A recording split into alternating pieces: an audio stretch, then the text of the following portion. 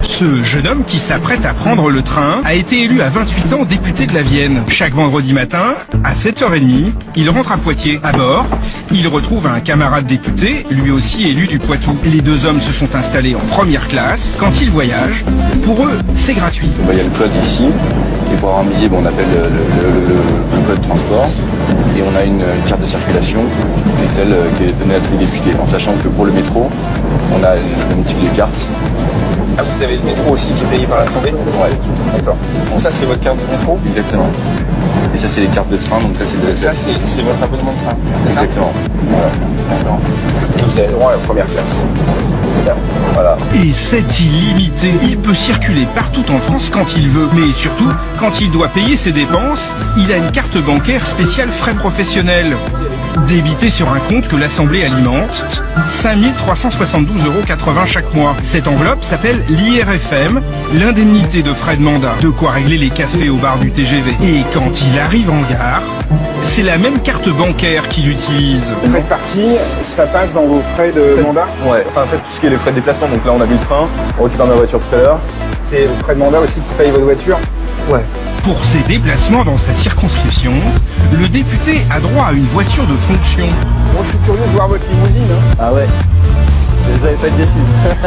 Il a finalement choisi cette Peugeot de milieu de gamme. Et c'est encore avec son indemnité de frais qu'il paie la location de 400 € par mois. Même quand il va chez le coiffeur, c'est pris en charge un shampoing et une coupe. Cela fait partie des frais de représentation pour un député. Pareil avec les costumes, l'Assemblée pourrait les lui offrir. Coiffeur et vêtements. En fait, c'est à chaque député d'apprécier ce qu'il veut faire passer en frais professionnels. Et personne ne peut contester son choix. Sacha, lui, veut nous montrer qu'il fait toujours sa coupe de cheveux avec sa carte personnelle. En plus, j'ai un témoin qui dit que c'est pas une fois parce que vous êtes avec moi, mais c'est l'habitude, donc. Les plus gros frais du député concernent sa permanence, où il travaille avec 2 collaborateurs. Sacha Houlier puise à nouveau dans son enveloppe de frais pour payer le loyer du local. Alors faisons l'addition. Chaque mois, le député perçoit donc un salaire brut de 7 209 €, auquel il faut ajouter l'enveloppe destinée à payer les collaborateurs, 9 618 €.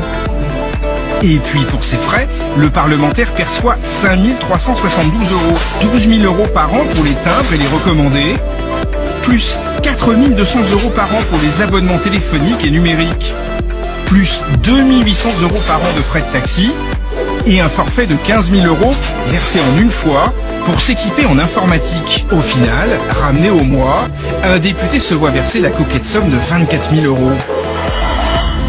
Et c'est sans compter le train gratuit et 12 voyages en avion par an.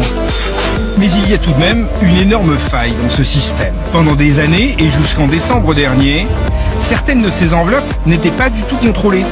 Et mieux encore, il n'y avait pas obligation de restituer le reliquat si tout n'était pas dépensé. C'est le cas notamment de l'IRFM, l'enveloppe de frais. Aucun justificatif n'était demandé et certains en ont bien profité, ce que nous raconte le député Thierry Solaire. Vous pouvez acheter votre voiture.